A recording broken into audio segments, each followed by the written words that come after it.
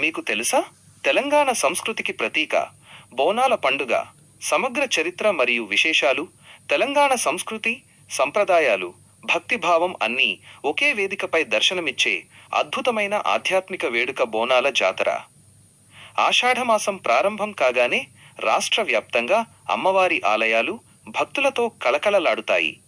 ఇది కేవలం ఒక పండుగ మాత్రమే కాదు, తెలంగాణ ప్రజల ఆత్మగౌరవానికి, జానపద సంప్రదాయానికి ప్రతీక.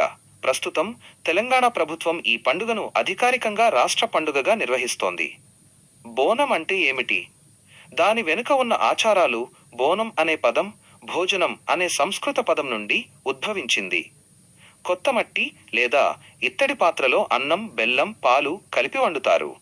ఈ నైవేద్య పాత్రను పసుపు, కుంకుమ, వేపాకులు మరియు వెలుతురు కోసం పైన ఒక దీపంతో అలంకరిస్తారు. మహిళలు ఈ బోనాన్ని అత్యంత భక్తి శ్రద్ధలతో తమ తలపై మోసుకుంటూ డప్పుల మోతలు, శివసత్తుల నృత్యాలు, పోతురాజుల విన్యాసాల నడుమ అమ్మవారికి సమర్పిస్తారు. ఇలా చేయడం వల్ల గ్రామ దేవతలు సంతోషించి చల్లని చూపు ప్రసాదిస్తారని, కుటుంబానికి ఆయురారోగ్యాలు, ఐశ్వర్యం చేకూరుతాయని ప్రగాఢ విశ్వాసం.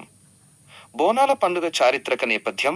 చరిత్రను పరిశీలిస్తే బోనాల పండుగకు వందల ఏళ్ల చరిత్ర ఉంది. కాకతీయ రాజుల కాలంలోనే సుమారు 1000 ఏళ్ల క్రితం ఈ సంప్రదాయం ఉన్నట్లు తెలుస్తుంది. కాకతీయ చక్రవర్తి ప్రతాపరుద్రుడు గోల్కొండ కోటలోని శ్రీ జగదాంబిక అమ్మవారి ఆలయంలో బోనాల సమయంలో ప్రత్యేక పూజలు జరిపించినట్లు చరిత్ర చెబుతోంది. ఆధునిక చరిత్ర ప్రకారం 1813 సంవత్సరంలో హైదరాబాద్ మరియు సికింద్రాబాద్ జంట నగరాలను ప్లేగు మహమ్మారి తీవ్రంగా వణికించింది. వేలాది మంది ప్రాణాలు కోల్పోవడంతో ప్రజలు భయాందోళన చెందారు. అప్పుడు సికింద్రాబాద్లోని ఉజ్జయిని మహంకాళి అమ్మవారిని ప్రార్థించిన స్థానికులు తమను ఈ ప్రాణాంతక వ్యాధి నుండి కాపాడితే అమ్మవారికి ఆలయం నిర్మించి బోనాలు సమర్పిస్తామని మొక్కుకున్నారు. ఆ మొక్కులు నెరవేరడంతో అప్పటి నుండి ఆషాఢమాసంలో బోనాల ఉత్సవాలు మరింత వైభవంగా నిర్వహించడం ప్రారంభమయ్యింది. తొలి బోనం మరియు వివిధ ప్రముఖ ఆలయాలు, బోనాల ఉత్సవాలు ఆషాఢమాసం ప్రారంభం కాగానే అత్యంత పవిత్రంగా వివిధ దేవాలయాల్లో ప్రారంభమవుతాయి.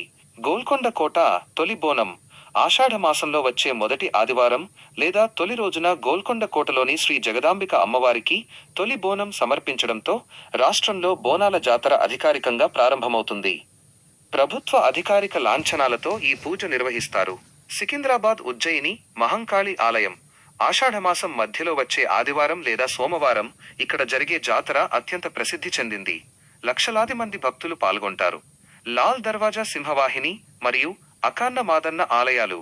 పాత బస్తీలోని లాల్ దర్వాజా బోనాలు అత్యంత వైభవంగా, కన్నుల పండువగా జరుగుతాయి. ఇక్కడ జరిగే ఏనుగుల అంబారీ ఊరేగింపు మరియు ఘటాల వైభవం ప్రత్యేక ఆకర్షణ. బల్కంపేట ఎల్లమ్మ ఆలయం. ఈ ఆలయంలో అమ్మవారు స్వయంభూగా వెలిశారు. ఇక్కడ అమ్మవారికి ప్రత్యేక పూజలు, కళ్యాణోత్సవం మరియు బోనాల వేడుకలు అంబరాన్ని తాకుతాయి. ఆషాఢమాసంలోనే బోనాలు ఎందుకు జరుపుకుంటారు? శాస్త్రీయ కోణం. తెలుగు సంప్రదాయం ప్రకారం ఆషాఢమాసంలో వానాకాలం ప్రారంభమవుతుంది. ఈ కాలంలో వర్షాల వల్ల నీరు కలుషితమై కలరా, మలేరియా, టైఫాయిడ్ వంటి అంటువ్యాధులు సోకే ప్రమాదం ఎక్కువగా ఉంటుంది. వేపాకుల ప్రాముఖ్యత. బోనాలలోనూ ఇళ్ల గుమ్మానికి కట్టే వేపాకులలో అద్భుతమైన యాంటీబయోటిక్, యాంటిసెప్టిక్ గుణాలు ఉంటాయి. ఇవి గాలిలోని హానికరమైన బ్యాక్టీరియాను, క్రిమిసంహారకాలను నశింపజేస్తాయి. పసుపు, సున్నం. బోనం కుండకు రాసే పసుపు, సున్నం క్రిమిసంహారకాలుగా పనిచేస్తాయి. అమ్మవారిని ఇంటి ఆడపడుచుగా భావించడం. కొత్తగా పెళ్లైన కూతురు ఆషాఢంలో పుట్టింటికి వచ్చినట్లుగానే జగన్మాత కూడా ఈ మాసంలో తన భక్తుల వద్దకు వస్తుందని నమ్మకం. అందుకే అమ్మవారిని సాక్షాత్తు తమ ఇంటి ఆడపడుచులా భావించి భక్తితో బోనం సమర్పిస్తారు. బోనాల పండుగ ముఖ్యాంశాలు మరియు ఆచారాలు. పోతురాజు విన్యాసాలు. అమ్మవారి తమ్ముడిగా భావించే పోతురాజు పాత్ర బోనాలలో ప్రత్యేక ఆకర్షణ. ఎర్రటి నిక్కరు, ఒంటిపై పసుపు, కళ్లకు గజ్జెలు ధరించి డప్పు చప్పుళ్లకు అనుగుణంగా చేసే విన్యాసాలు ప్రేక్షకులను ఎంతగానో అలరిస్తాయి. ఘటాల ఊరేగింపు. అమ్మవారి రూపంగా భావించే రాగి కలశాలను ఘటం పూజారులు ఎత్తి డప్పు మేళాల నడుమ వైభవంగా ఊరేగిస్తారు. రంగం. భవిష్యవాణి. బోనాల పండుగ ముగింపు రోజున జరిగే రంగం కార్యక్రమం అత్యంత ప్రాధాన్యత సంతరించుకుంది.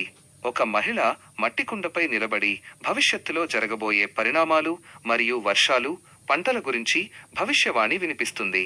జోగిని మరియు మాతంగి ఆచారాలు పురాతన కాలం నుండి తెలంగాణ గ్రామాల్లో మరియు కొన్ని జాతరలలో అమ్మవారికి తమ జీవితాన్ని అంకితం చేసుకునే జోగినీలు, మాతంగిలు ప్రత్యేక ఆచారాలు నిర్వహిస్తారు.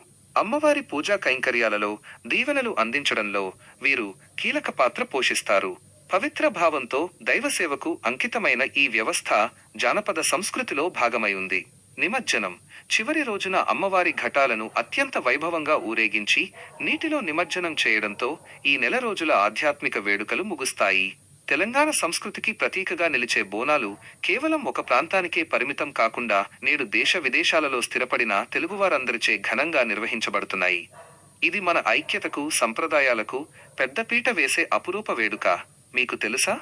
బోనాల పండుగ సందర్భంగా నిర్వహించే ఊరేగింపులలో వాడే డప్పుల చప్పుళ్ళు, చేసే విన్యాసాలు మరియు వేసే గుగ్గిలం పొగ కేవలం భక్తికి మాత్రమే కాకుండా వర్షాకాలంలో ఇళ్ల చుట్టూ చేరే ప్రమాదకరమైన కీటకాలను, క్రిమి సంహారకాలను తరిమి కొట్టడానికి ఒక పురాతన శాస్త్రీయ పద్ధతిగా కూడా ఉండేది.